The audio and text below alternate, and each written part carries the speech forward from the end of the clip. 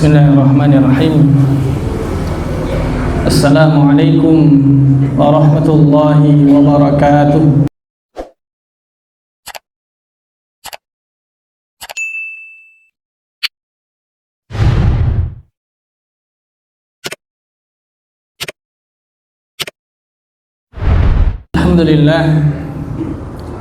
Alhamdulillahilladzi kana bi'ibadihi khabiran basiran.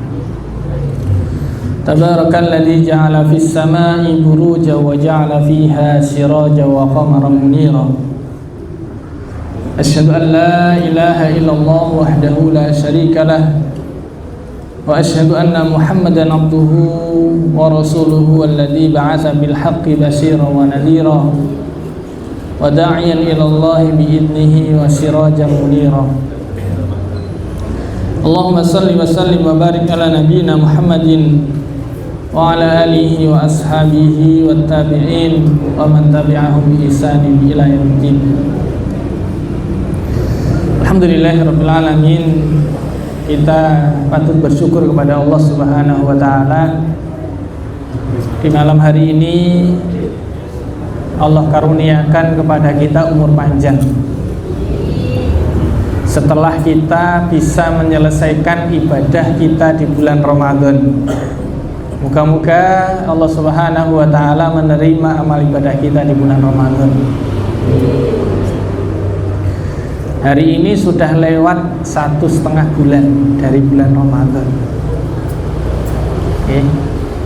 Biasanya setelah Ramadan di bulan Syawal, masjid-masjid mulai mengalami kemajuan yang drastis softnya. Oke. Di bulan Ramadan penuh, setelah Ramadan sudah mulai ya habis, ya entah kemana, nggak kelihatan lagi. Hari ini kita berada di bulan yang mulia, bulan yang Allah sebutkan di dalam Al-Quran sebagai Ashhurul Hurum. Allah Subhanahu wa ta'ala sebutkan inna iddatas syuhuri indallahi 12 syahran fi kitabillah.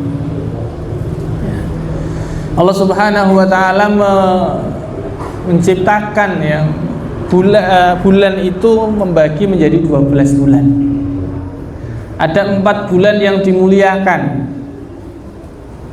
Ya, di dalam sebuah hadis disebutkan bahwa 4 bulan itu adalah bulan Dzulqa'dah. Hari ini bulan Dzulqa'dah. Kemudian bulan Dzulhijjah, bulan haji.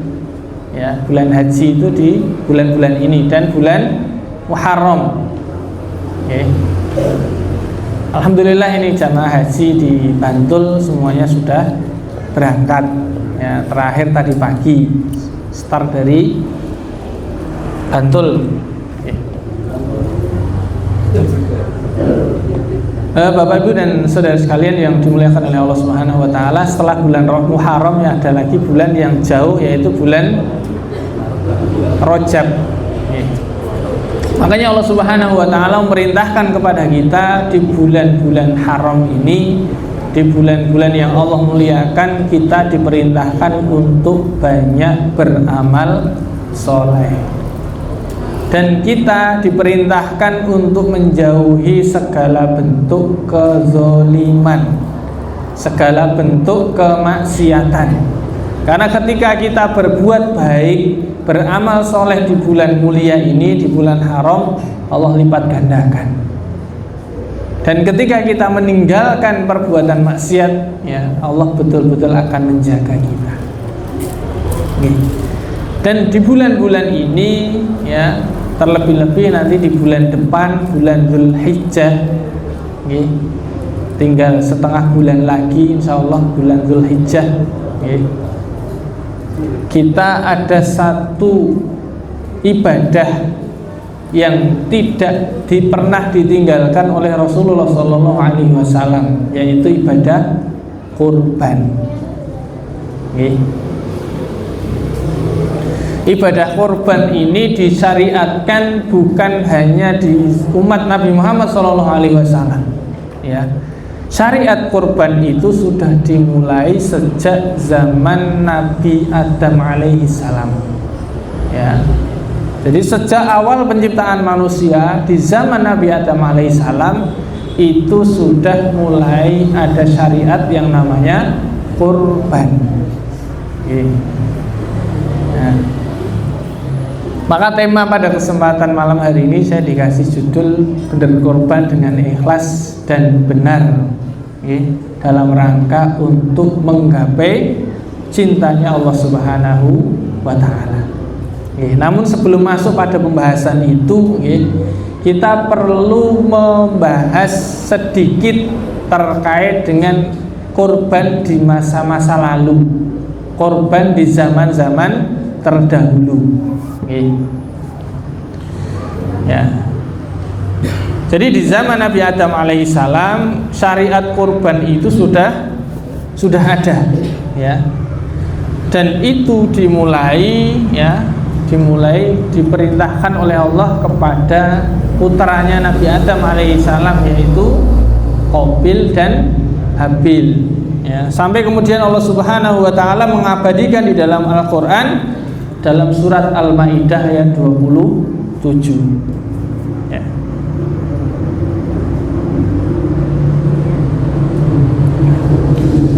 Allah Subhanahu wa Ta'ala paling sabda, watlu alaihim naba'a bnai Adam bil haqq idh qarraba qurbanan fatuqbila min ahadihima wa lam yutaqabbal minal akhar qala la aqtulannaka qala innama yataqabbalullahu minal muttaqin. Ceritakan kepada mereka kisah kedua putra Adam, yaitu Habil dan Qabil. Menurut yang sebenarnya ketika keduanya mempersembahkan kurban, maka salah satu dari mereka berdua itu, yaitu Habil, tidak diterima, dan yang lain yaitu Qabil, salah satu dari mereka itu diterima kurbannya, yaitu Habil, dan yang tidak diterima adalah Qabil.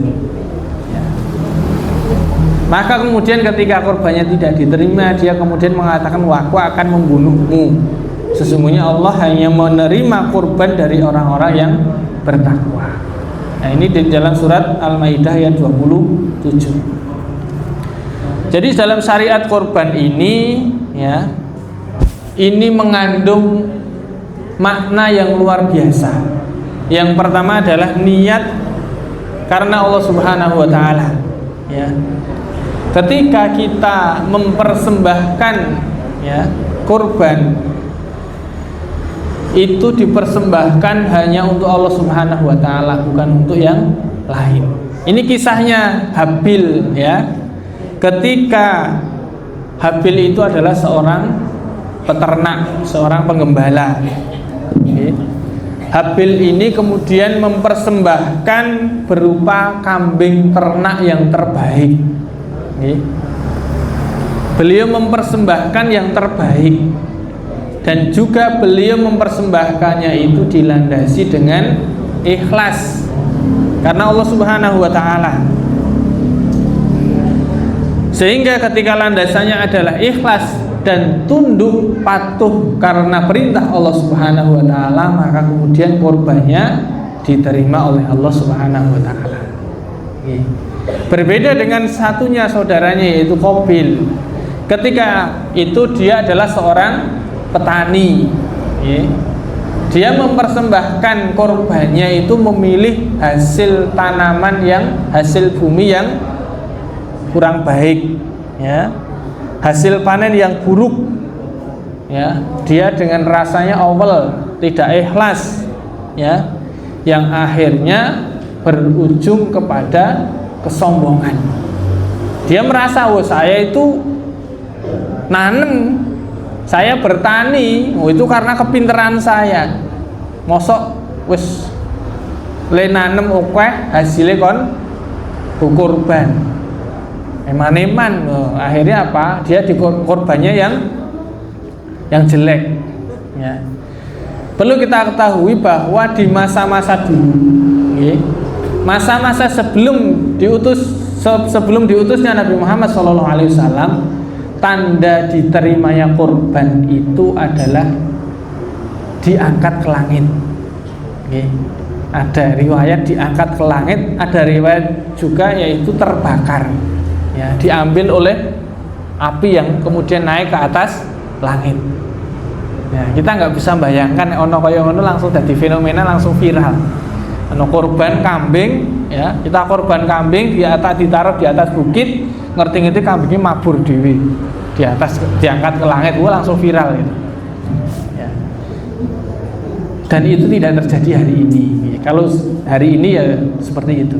Dari zaman dulu itu kalau korban itu diangkat ke langit, ya, atau minimal terbakar oleh api. Ya. Itu maka kelihatan korbannya yang diterima sama korbannya yang tidak diterima. Ya. Makanya Allah Subhanahu Wa Taala menyebutkan, ya, Allah Subhanahu Wa Taala itu menerima korban dari orang-orang yang bertakwa. Nah, maka kemudian yang berikutnya, takwa itu sebagai simbol penerimaan, ya, ketaatan kepada Allah Subhanahu Wa Taala. Ya. Karena Habil itu menegaskan sesungguhnya Allah hanya menerima kurban dari orang-orang yang bertakwa, ya, yang mentaati Allah Subhanahu Wa Taala. Ya, jadi ini dasar dari setiap ibadah kita. Ya, kita itu ibadah, ya, apapun bentuknya. Itu kalau dasarnya bukan taat kepada Allah, itu nggak akan diterima ibadah kita.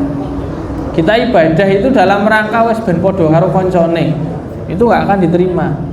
Kita mau korban, waduh, tonggoku korban, ya, aku nek ra korban isin, nah itu nggak akan diterima. Nih. Maka satu, ketika kita berkorban itu niatnya adalah karena Allah Subhanahu Wa Taala, jangan karena yang lain, ya. Kayak ono tetangga kita, ya, kita gara-gara iri, wah, tonggoku korban, aku nek ra korban kok. Nah, akhirnya apa? Padahal secara dia belum mampu, gitu ya. Nanti akan kita bahas terkait dengan hukum-hukumnya dan seterusnya. Jadi yang paling utama adalah bagaimana kita korban dengan ikhlas. Ya. Kemudian, ya, ketika Qabil itu ditolak korbannya, okay. Ketika Qabil ditolak korbannya itu kemudian dia muncul hasad, muncul dengki. Wah, kayak sedulurku oleh korban ditompo, aku oleh korban ora ditompo. Akhirnya apa? Setelah dia muncul rasa dengki, rasa hasad, ya, kemudian akhirnya dia berencana membunuh saudaranya. Zaman dulu ternyata sudah mulai ada pembunuhan. Nah, itulah pembunuhan pertama yang terjadi di muka bumi. Ya. Akhirnya apa? Awalnya dari kesombongan, awalnya dari kemudian hasad, akhirnya kemudian muncul dosa-dosa berikutnya. Oke. Jadi hati-hati kalau kita itu, ya, dalam perbuatan-perbuatan dosa, ya. Karena satu perbuatan dosa itu akan bisa melahirkan perbuatan dosa yang lain. Oke. Sombong, akhirnya apa? Ujung-ujung jadi hasad. Dari hasad akhirnya muncul perbuatan-perbuatan yang wah aku kayak ora seneng karo tonggoku, akhirnya apa? Dibunuh-bunuhan. Ya, inilah yang terjadi pada zaman Qabil dan Habil. Maka ini menjadi pelajaran penting, ya, kalau kita beribadah ya kita karena Allah Subhanahu Wa Taala. Kemudian berikutnya, ya, ini di masa Nabi Ibrahim alaihissalam. Ya. Nabi Ibrahim ini juga kalau kita ingat kisahnya, pengorbanannya Nabi Ibrahim alaihissalam itu betul-betul luar biasa. Ya. Nabi Ibrahim alaihissalam itu kan usianya sudah lanjut, ya, bagi kita sudah lanjut, belum dikaruniai keturunan. Usianya sudah 100-an tahun, belum punya keturunan. Ya. Akhirnya apa? Ya, sabar, kata beliau, sabar dan tidak putus berdoa. Sabar, ya. Setelah itu kemudian beliau punya keturunan pertama yaitu Nabi Ismail. Nah, begitu baru senang-senangnya punya putra pertama, apa yang terjadi? Allah Subhanahu wa taala perintahkan untuk hijrah, untuk pindah. Beliau awalnya tinggal di Syam, Palestina. Diperintahkan untuk pindah ke satu tempat yang belum diketahui. Ya. Pokoknya suruh pindah, suruh jalan gitu ya. Akhirnya Allah Subhanahu wa taala arahkan ke hari ini di Masjidil Haram di Mekah. Jangan bayangkan Mekah kayak sekarang deh. Nabi Ibrahim alaihissalam itu pindah dari Palestina ke Mekah, kurang lebih jaraknya ya 1.500-an kilometer, jalan kaki, bawa bayi yang masih merah, belum ada pesawat nih. Kalau sekarang perjalanan sehari nyampe. Nah dulu belum ada pesawat, akhirnya apa? Jalan kaki dari Palestina ke Mekah. Sampai di sana ketemu satu tempat yang di situ tidak ada tumbuh-tumbuhan, tidak ada pohon, satu lembah yang gersang, yang panas. Kan nggak, hari ini kan hari-hari ini kita merasakan begitu panasnya yang begitu luar biasa. Panasnya di Mekah pada waktu itu ya jauh lebih panas daripada panas di sini.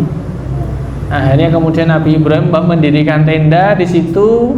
Setelah mendirikan tenda, kemudian tidak pamit kepada istrinya. Kemudian Nabi Ibrahim meninggalkan, karena kalau pamit nggak tega. Nabi Ibrahim meninggalkan istri dan putranya yang masih bayi, ditinggalkan, cuma ditinggali bekal yang tidak begitu banyak. Ya, tinggalkan, pergi. Ditanya oleh istrinya Hajar, wahai suamiku, engkau mau kemana? Ditanya diem, ya. Tanya lagi istrinya Hajar, wahai suamiku, engkau mau kemana? Ya, diem lagi, karena kalau jawab nggak akan, kalau noleh sekalipun terenyuh, nggak tega. Kemudian yang ketiga tanya lagi, wahai suamiku, engkau mau kemana? Tidak jawab. Baru yang terakhir, wahai suamiku, apakah ini karena perintah Allah? Maka baru jawab, Nabi Ibrahim jawab, iya. Bahasa kita ngeten niku, iya. Setelah itu pergi dan Hajar, oh kalau begitu Allah tidak akan menyia-nyiakan kami. Akhirnya Hajar kembali ke tenda dan Nabi Ibrahim itu jalan terus. Baru kemudian di balik bukit, kemudian Nabi Ibrahim alaihissalam berdoa. Doanya diabadikan di dalam surat Al-Baqarah. Nah nanti bisa baca, wa idh qala Ibrahim rabbi ja'al hadza baladan amina. Ya, jadikanlah negeri ini negeri yang aman. Warzuq ahlahu minas thamarati man amana minhum billahi wal yaumil akhir. Dan karuniakan penduduknya itu buah-buahan. Ya. Dan doa-doa seterusnya sampai kemudian ada doa ketika membangun Ka'bah dan seterusnya. Jadi doa di dalam Al-Baqarah itu betul-betul diucapkan oleh Nabi Ibrahim alaihissalam. Dan doa itu dikabulkan oleh Allah Subhanahu wa taala. Jangan kalau ke Mekah mau nyari buah apapun ada di sana. Meskipun tidak musim. Meskipun di sana nggak ada tanamannya, tapi nyari buah apapun ada.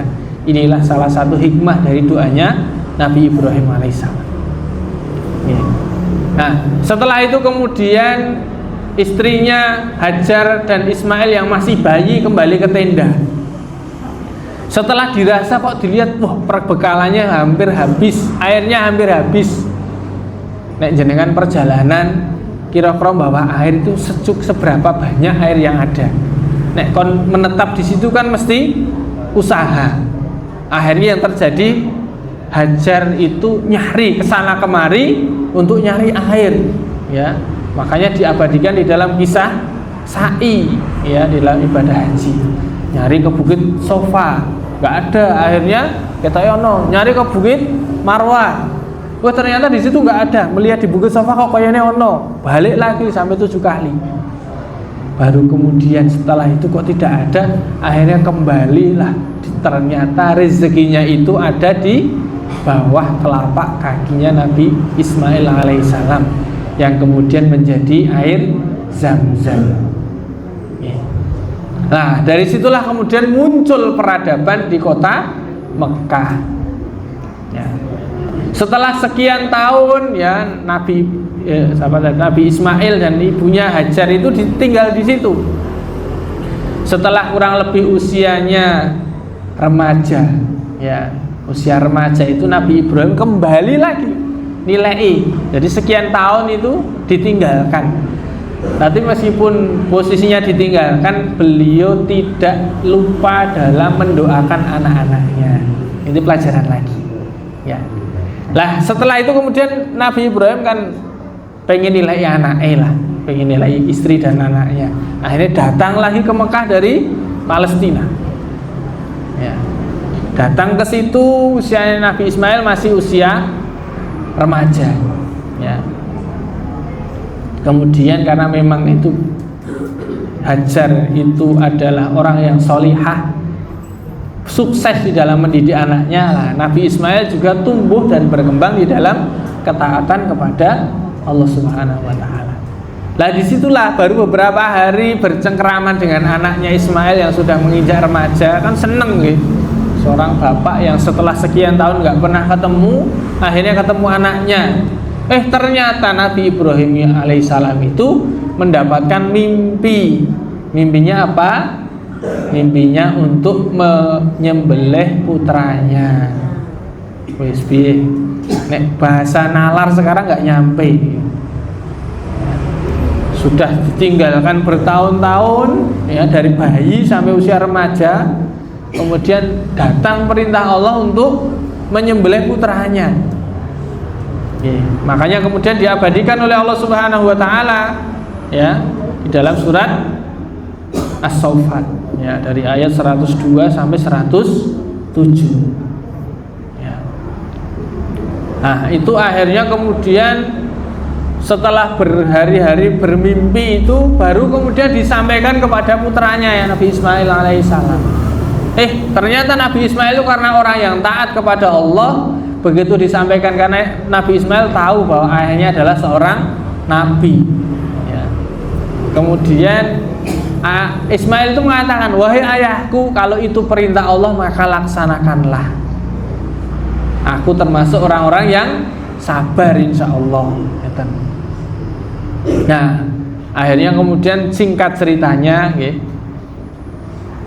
itu Nabi Ismail dibawa pergi ke satu tempat dan sudah disiapkan pisau yang tajam ya, sudah posisi di tempat yang ada di situ ya, sudah siap ya. Karena Nabi Ibrahim kan nggak tega, akhirnya matanya ditutup, pisaunya sudah nempel di leher. Baru kemudian Allah Subhanahu wa Ta'ala menggantikan Nabi Ismail dengan kambing yang sembelihan yang begitu besar. Nah dari sini kita ambil pelajaran bahwa yang namanya kurban itu ya ketaatan ya, sebagaimana Nabi Ibrahim alaihissalam taat dan tunduk pada perintah Allah Subhanahu wa Ta'ala ya. Ini ujian besar ya bagi seorang ayah ya. Ujian besar ketika Allah Subhanahu wa Ta'ala memerintahkan A, pasti tidak akan merugikan kita. Allah Subhanahu wa Ta'ala memerintahkan untuk berbuat ini itu ya, itu pasti akan bermanfaat bagi diri kita. Namun sebaliknya ketika Allah Subhanahu wa Ta'ala melarang sesuatu, pasti di situ muncul banyak madharat ya. Dan itu juga hikmahnya yang lain, yaitu kesabaran dari Nabi Ismail alaihissalam. Ketika Allah Subhanahu wa Ta'ala memerintahkan untuk menyembelih dirinya ya melalui perantara ayahnya, maka Nabi Ismail sabar ya. Maka makna dari kurban itu sendiri adalah mendekatkan diri kita kepada Allah Subhanahu wa Ta'ala ya. Nah ini, jadi ketika Allah Subhanahu wa Ta'ala ya memberikan ujian terbesar, maka kemudian dihadapkan cinta seorang ayah kepada anaknya dengan ketaatan kepada Allah Subhanahu wa Ta'ala, sehingga muncul ya perintah yaitu kurban ya. Dan akhirnya oleh kepasrahan anak dan kemudian digantikan dengan sembelihan. Inilah campur tangan dari Allah Subhanahu wa taala yang kemudian akhirnya dari kisah itulah sampai hari ini ya itu menjadi syiar ya, menjadi ya syariat yang kemudian diagungkan sampai hari kiamat. Ya. Perlu kita pahami ya, pada masa dulu ya, kita ulangi kembali, pada masa dulu itu yang namanya korban itu ya tidak harus berupa hewan. Kalau sekarang kan jenis korban itu sudah ditentukan, yaitu bahimatil an'am ya, sapi, kambing ya, domba, unta, kerbau, okay, itu yang diperbolehkan. Kalau zaman dulu bisa hasil bumi, bisa hewan ya. Dan tanda diterimanya korban pada waktu dulu itu bentuk korbannya itu diangkat ke langit, entah itu kambingnya, entah itu sapinya, entah itu hasil panen itu kemudian diangkat ke langit atau dibakar dari api. Ya. Kemudian kalau tanda diterima korban hari ini yaitu ikhlas. Ya, kalau kita itu berkorban, kita tidak merasa awal, dan setelah kita berkorban itu kita tidak ada rasa sombong, tidak ada rasa berbangga diri, maka itu tanda diterimanya korban kita. Oke. Dan pada masa dulu ketika korban itu nggak boleh dimakan, yang sohibul korban itu nggak boleh makan yang dikorbankan. Kalau hari ini justru kita disyariatkan untuk mengkonsumsi binatang atau hasil korban kita. Ya. Sehingga korban di zaman Nabi Muhammad SAW itu menjadi syariat. Jadi syariatnya Nabi Muhammad SAW itu menyempurnakan syariat korban sebelumnya. Inilah yang kemudian muncul dalam surat Al-Kautsar. Inna a'tainakal kautsar fasholli li rabbika wanhar inna syani'aka huwal abtar. Ya. Dan juga ya, tidak hanya itu ya, korban itu kan bentuk ibadah kita kepada Allah Subhanahu wa taala dan kita bagikan kepada saudara-saudara kita. Jadi hablum minallahnya ada, hablum minannasnya juga dapat. Ya. Nah, Bapak Ibu dan saudara sekalian yang dirahmati oleh Allah Subhanahu wa taala, ya, kita perlu memahami yang namanya kurban, atau di dalam Islam itu namanya udhiyah ya. Udhiyah itu ya maknanya adalah menyembelih binatang yang disyariatkan ya. Menyembelih binatang yang disyariatkan atau bahimatil an'am, yaitu apa? Sapi, unta, kambing ya. Pada hari yang ditentukan. Hari yang ditentukan hari apa? Hari Nahar. Hari Nahar itu adalah hari raya Idul Adha.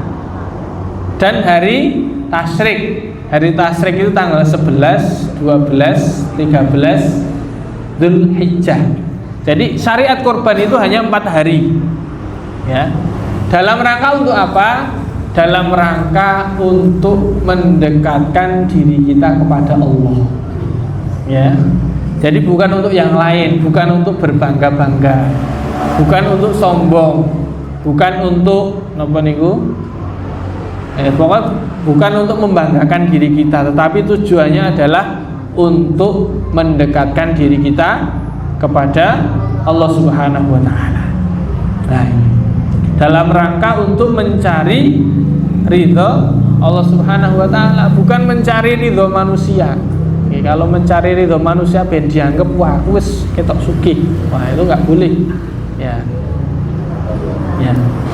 Jadi sampai kemudian Allah Subhanahu wa taala sampai mengingatkan kepada kita, la yanalallaha luhumuha wala tima'uha walakin yanaluhut taqwa minkum. Ya. Daging-daging unta dan darahnya itu sekali-kali tidak akan mencapai, tidak akan pernah sampai kepada keridhaan Allah. Ya. Walaki yanaluhut taqwa minkum, tetapi takwalah yang dapat mencapainya. Ya. Kadzalika sakhkharaha lakum litukabbirullaha 'ala ma hadakum wa basyiril muhsinin. Demikian Allah telah menundukkan untuk kamu supaya kamu mengagungkan Allah terhadap hidayahnya kepadamu. Dan Allah memberikan kabar gembira kepada orang-orang yang berbuat baik. Jadi Bapak Ibu dan jamaah rahimani wa rahimakumullah, korban itu bukan sekedar ritual tahunan. Korban itu adalah parameter ketakwaan seseorang. Ya. Allah tidak membutuhkan korban kita, tetapi justru kitalah yang butuh berkorban. Nah, ini sebagai tanda bukti kita untuk mencapai takwa kepada Allah Subhanahu wa ta'ala.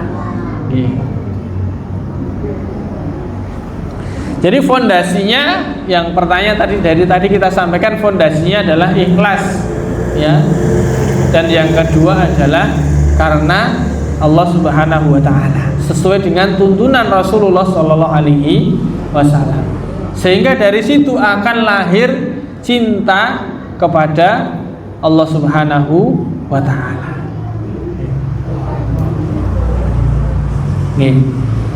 Nah ini, ya, yang kemudian menjadi manifestasi keikhlasan kita itu apa? Ya, yang pertama adalah niat kita karena Allah. Yang kedua bukan riya, bukan biar dianggap wong sugih, ya, bukan tanpa paksaan, ya. Jangan sampai kita itu berkorban, ya, tetapi kemudian kita merasa terpaksa, tapi justru kitalah yang kemudian butuh, ya. Kemudian juga ketika kita berkorban itu ya usahakan pakai harta yang halal, harta yang bersih. Jangan sampai wah korban sapi ini 10 ternyata hasil korupsi semua. Wah itu nggak boleh, ya. Korbannya 20 sapi, sapi ini satu sapi ini 1 ton. Nah, tapi ternyata dari sumber yang tidak halal. Justru misalkan kita punya seberapapun, ya, ternyata sudah terkumpul bisa dibelikan hewan korban lah, baru kemudian kita bisa untuk berkorban. Terus bagaimana hukumnya? Ya, ada satu tempat di Gunung Kidul, ya, saya dapat cerita dari kawan. Ada yang berpendapat bahwa korban itu sekali seumur hidup. Kira-kira bener apa mboten? Mboten nggih. Kecuali memang mampunya baru sekali seumur hidup, nggih.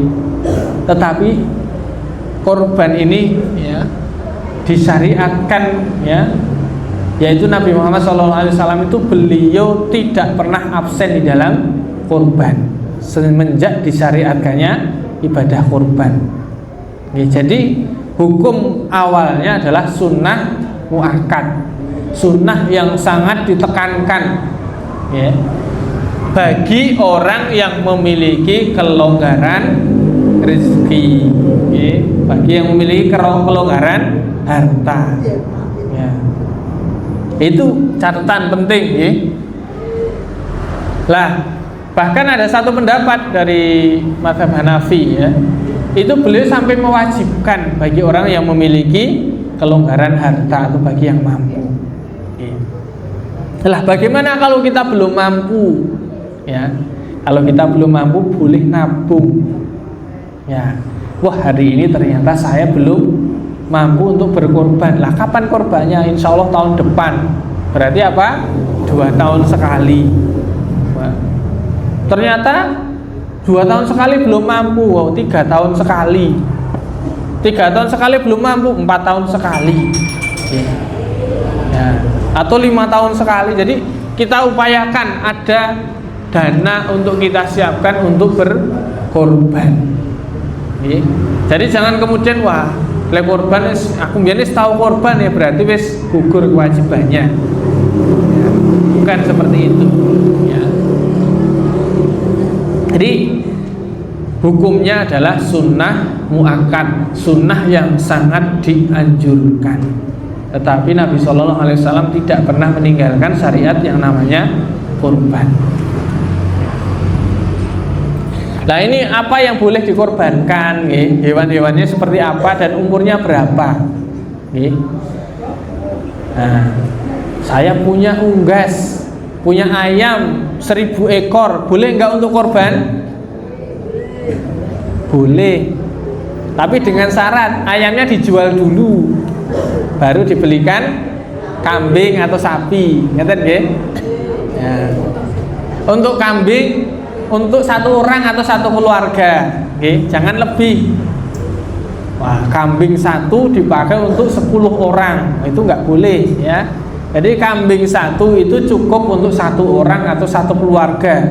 Nek satu keluarganya anggotanya wong 10 ya boleh.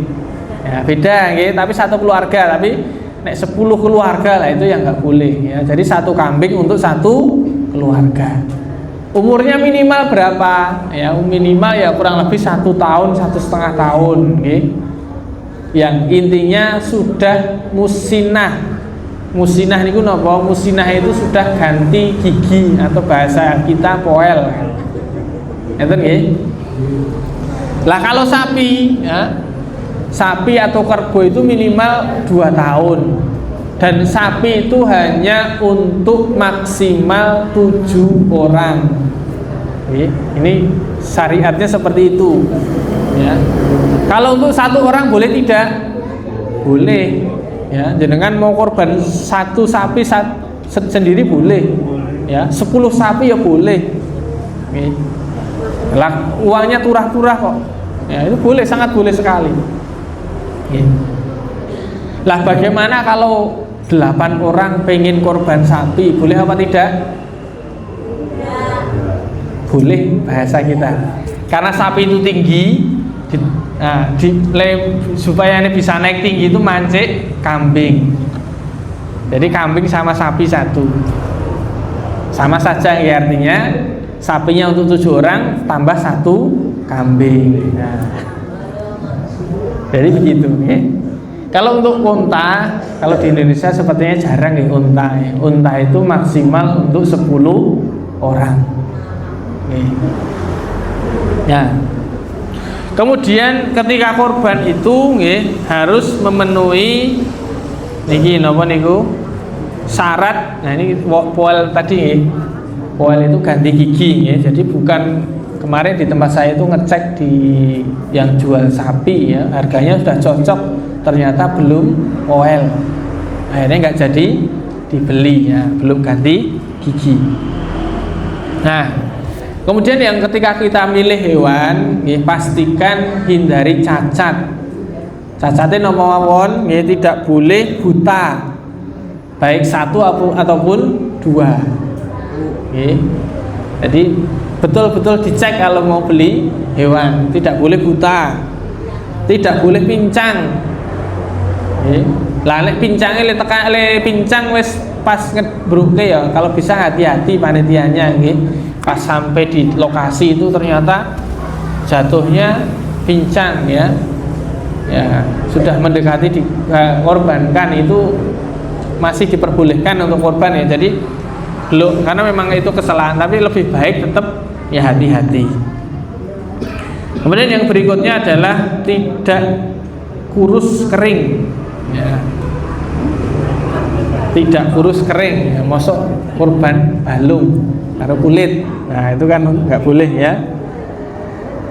Sama apa niku, tidak sakit yang jelas-jelas sakit ya, entah itu penyakit apa niku PMK, penyakit lato-lato dan seterusnya, atau penyakit antraks yang itu akan menular kepada manusia, itu tidak boleh ya.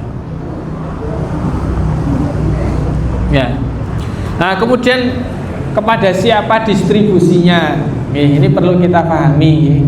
Tadi sohibul kurban itu boleh untuk mengkonsumsi, bahkan disyariatkan.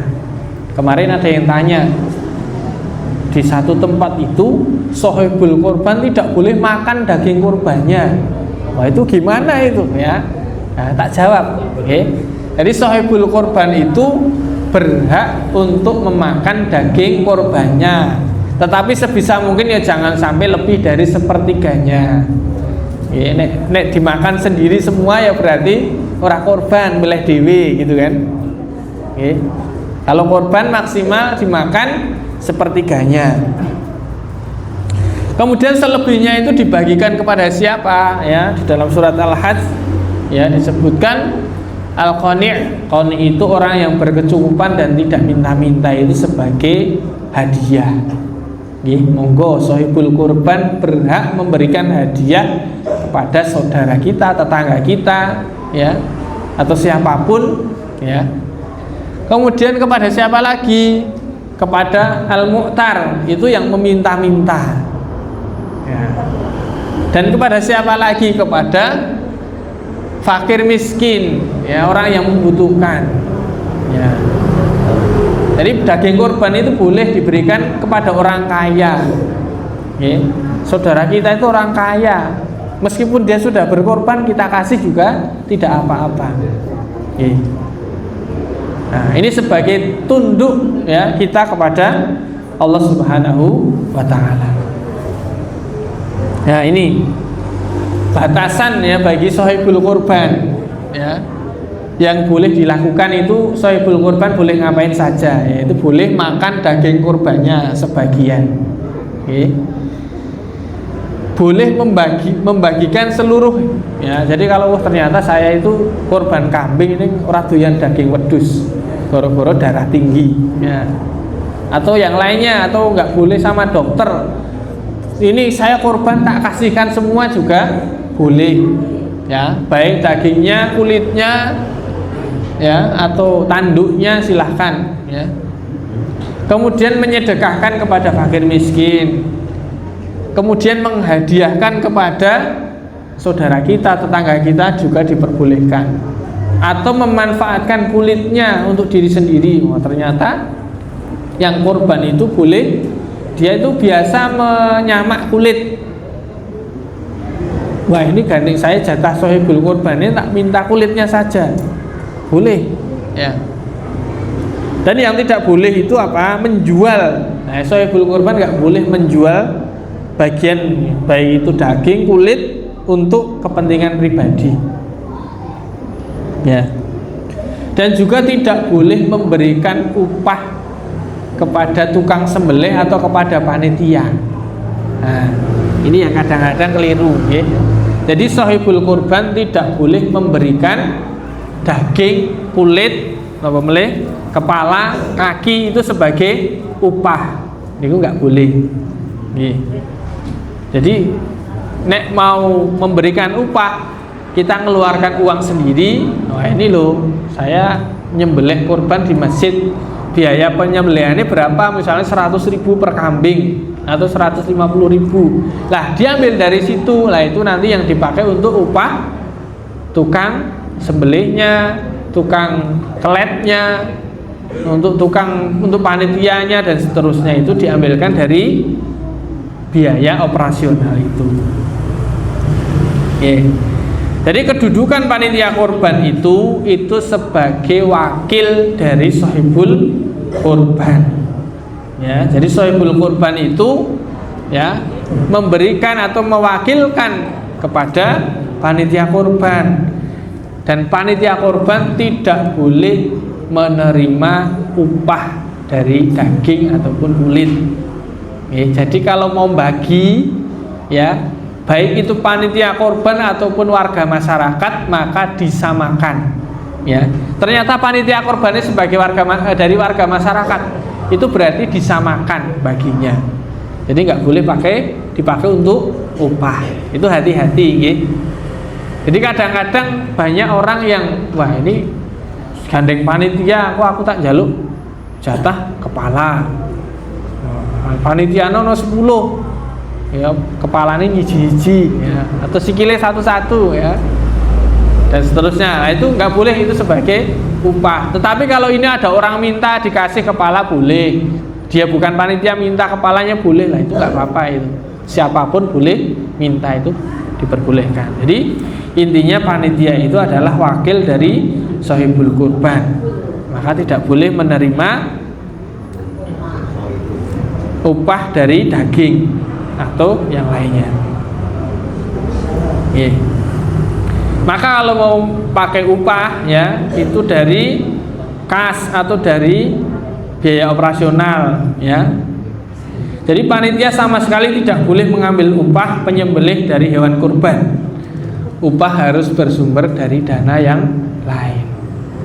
Itu perlu jadi perhatian untuk panitia kurban.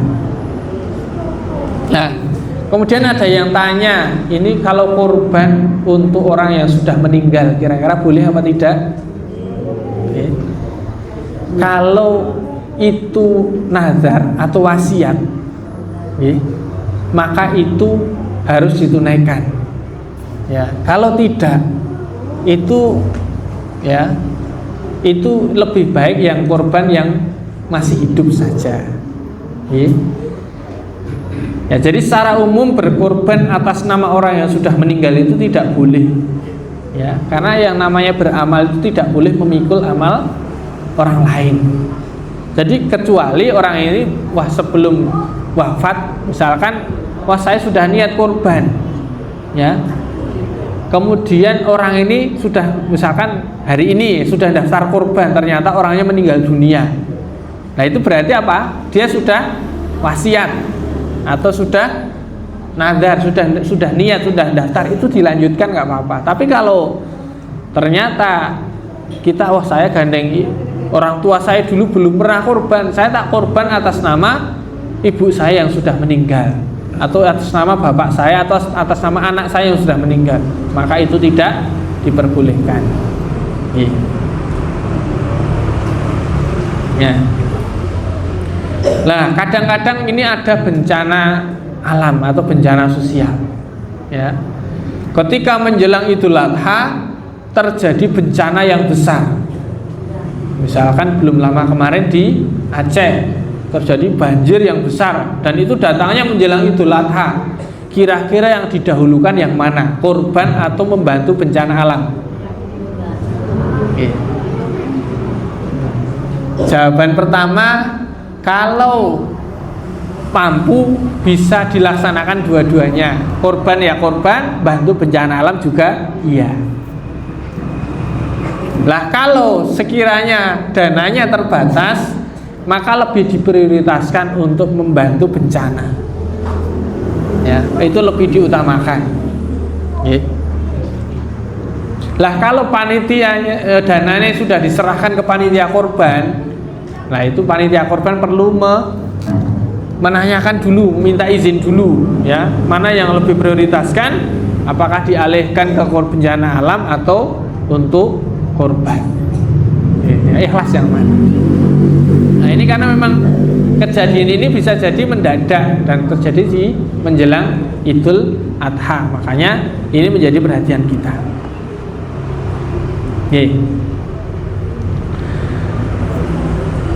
Jadi Bapak Ibu dan saudara sekalian yang dirahmati oleh Allah Subhanahu wa taala, untuk menjemput kita menjadi pribadi yang berkorban dalam rangka untuk menyempurnakan ibadah korban kita, maka perlu kita jaga. Ini sebagai kesimpulan kita menjadikan ikhlas itu sebagai niat utama kita, dan kita tunduk dan patuh ya terhadap perintah Allah Subhanahu wa taala. Dan juga kita korban dalam rangka juga untuk kepedulian sosial. Serta yang terakhir adalah dalam rangka untuk menggapai takwa kepada Allah Subhanahu wa taala. Korban mengajak kita tidak hanya menyembelih hewan, tetapi menyembelih ego kita, menyembelih kesombongan kita, dan menyembelih cinta dunia kita yang berlebih. Ya. Mudah-mudahan setiap tetes pengorbanan kita menjadi saksi takwa di hadapan Allah Subhanahu wa taala dan memberikan timbangan kebaikan di hari akhir kelak. Ya. Jadi kurban itu bukan sekedar tradisi tahunan, tetapi kurban itu adalah jembatan yang menghubungkan hati kita dengan Allah Subhanahu wa taala. Ketika kita beramal dengan niat murni karena Allah Subhanahu wa taala dan tata caranya benar, maka kita sedang menapaki jalan yang lurus. Maka pastikan niat kita hanya karena Allah, bersih dari urusan, dari kotoran duniawi. Pastikan korban kita sesuai dengan tuntunan Allah dan Rasulnya, ya, dan jangan kita korban untuk yang lainnya, ya. Jadi yang terakhir ini, korban itu bukan sekedar memotong hewan setahun sekali, tetapi ia adalah komitmen seumur hidup kita untuk mengorbankan ego, menyisihkan harta kita dan menebar manfaat demi mendekatkan diri kita kepada Allah Subhanahu wa taala. Ini yang bisa kami sampaikan di kesempatan malam hari ini. Mudah-mudahan sedikit ini menjadikan korban kita, ya, kita yang dulunya niatnya wah saya korban untuk yang lainnya ben dianggap padha karo koncone, padha karo tanggane, yuk kita luruskan niat kita. Ya, yang sebelumnya kita korban, ya, biar ketok wah nek dianggap wong duwe, ya kita kembali luruskan niat kita karena Allah Subhanahu wa taala. Yang sebelumnya caranya belum benar, ya kita pelajari. Besok ada bagi panitia korban khususnya juru sembelih, besok ada pelatihan juru sembelih nggih di Balai Kelurahan. Nah, monggo panitia korban bisa ikut nggih. Itu nanti ada materi cara-caranya, teknisnya menyembelih yang baik dan benar, ya, sesuai syariat Islam. Mudah-mudahan Allah Subhanahu wa taala terima amal ibadah kita dan jadikan korban kita diterima oleh Allah Subhanahu wa taala. Ada kurang lebihnya mohon maaf, kita akhiri. Wabillahi fi sabilil haq. Assalamualaikum warahmatullahi wabarakatuh.